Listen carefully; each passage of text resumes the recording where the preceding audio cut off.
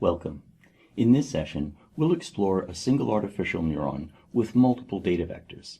This is sometimes referred to as handling a batch of data vectors. So what we'll do is we'll look at batch data and a steepest descent algorithm. So let's recall from the previous session that we had a single neuron and a single data vector. So our batch update rule, batch update is use the design matrix X. So what we'll do is we'll extend our scalar vector, our scalar value, to be a vector. And we'll do this as what we'll say is that entry I of this is data one form I times the augmented weight vector. And when we stack these together and we gather them, what we get, so this gives us a vector U that has a vector argument, and we'll define that as if its first entry is one form X times W, its second entry is one form 2 times W, and so on, then all of those gathered together is the design matrix times the augmented weight vector. We have that. That's straightforward. So then we need to differentiate that. So the derivative of this new vector with respect to the W vector, well, if we recall previous sessions, we had a vector function that has a vector argument, and that is a Jacobian matrix. And that will be, now is a good moment for you to pause and take some pen and paper and work this out yourself. Is the derivative of U, I, with respect to W is simply the one form. And if you write this down entry by entry, what you'll find is that the derivative of this vector with respect to the vector argument is the design matrix. So that's the answer.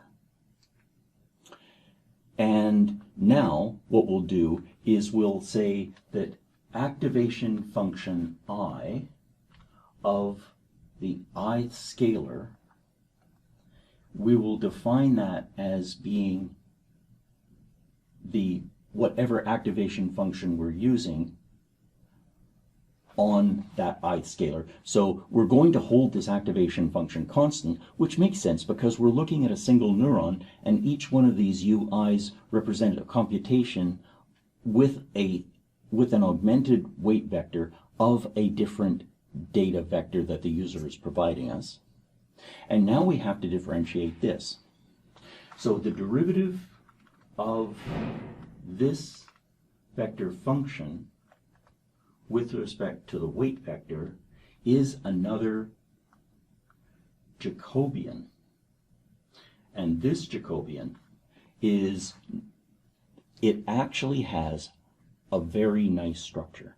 What I'll do is I'll write down the general structure, and then we'll expand this in a simple 2x2 case. I'm going to say that that will be a diagonal matrix of the psi values of the weight vector. That is, I'm going to say that this is a diagonal matrix. All the off diagonals are 0. The first one is psi1, the second one is psi2, and so on. Let's try a 2x2 example. So let's say we only have 2 data vectors that are given to us. That means that our activation vector will be, by definition, whatever function we're using applied to the computation from data vector 1, and then whatever computation we get from data vector 2. And the Jacobian matrix of this will be, now let's write it out in full and then we'll simplify it. This is the partial derivative with respect to u1 of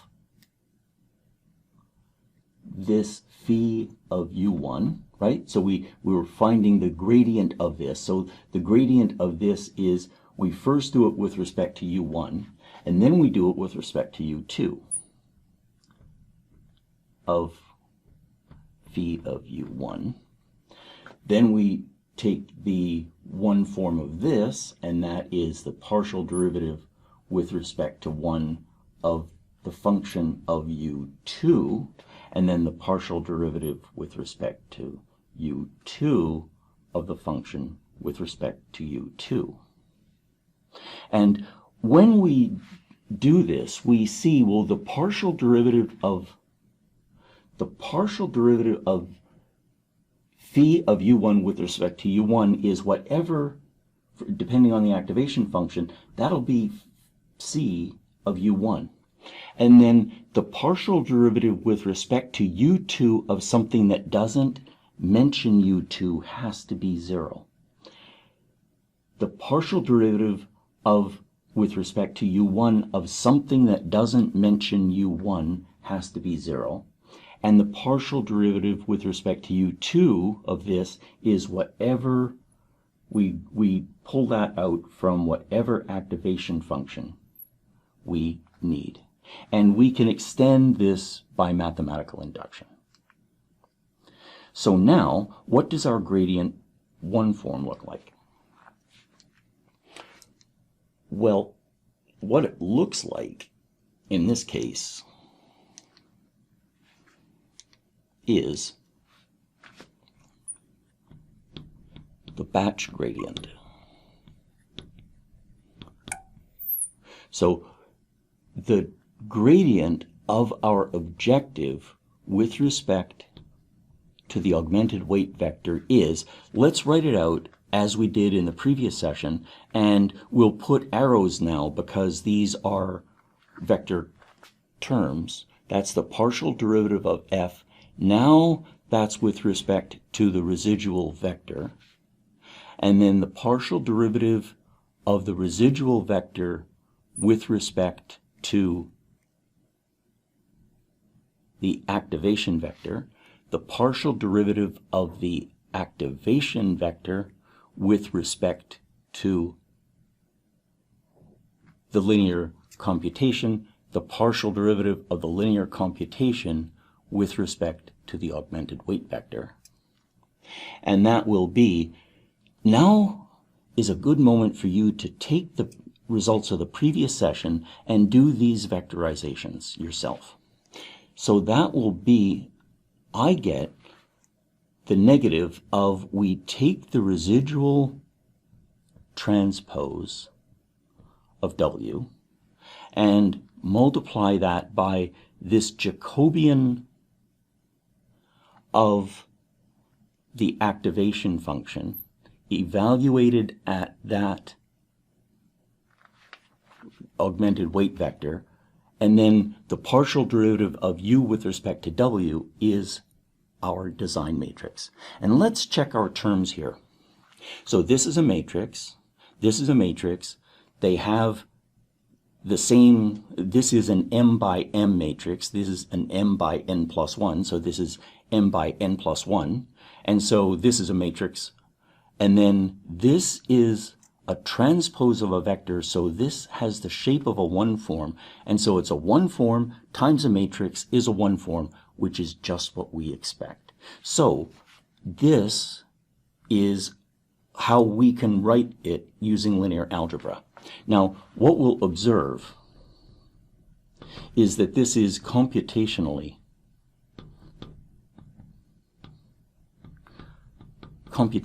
inefficient. And the reason it's inefficient is that this Jacobian matrix is the diagonal matrix. So there's actually a much faster way to do all of this computation, and MATLAB supports it, but we haven't explored the Hadamard product, so it's a little more difficult to write this. We'll stick with referring to this Jacobian matrix as being a diagonal matrix, and then it's the transpose of the residual error times the Jacobian of the activation times the design matrix. Now, let's take a look at the result of some computations.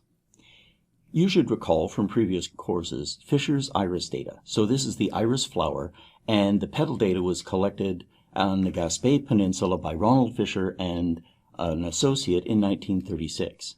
Here we'll take only part of his data set. We'll say that the x vectors are the petal length and petal width, and we'll encode the y as +1 for the iris setosa species, and we'll label everything else as being 0.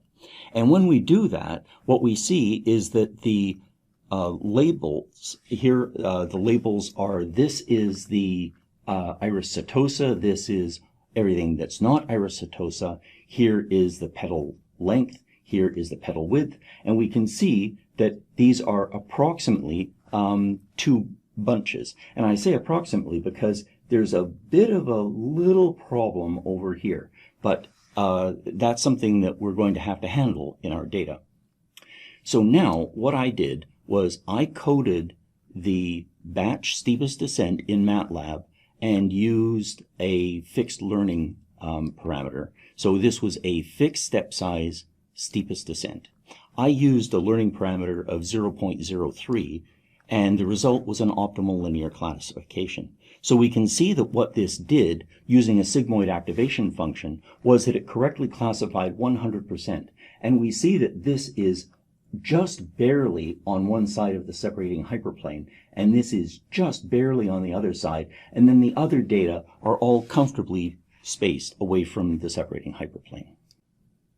Let's summarize our results. What we've done is we've explored supervised binary classification. That is, the user has to provide us with labels. We've represented the data in a design matrix that's been augmented for neural networks. We've selected an activation function and defined residual error. We then derived an iteration for steepest descent based on an objective function that used this residual error. We used a vector version, and in artificial neural networks, they usually write these as individual components. We have vectorized them so that we can use our linear algebra better. What we'll do in the next lecture is we'll try having multiple artificial neurons in a small network of artificial neurons.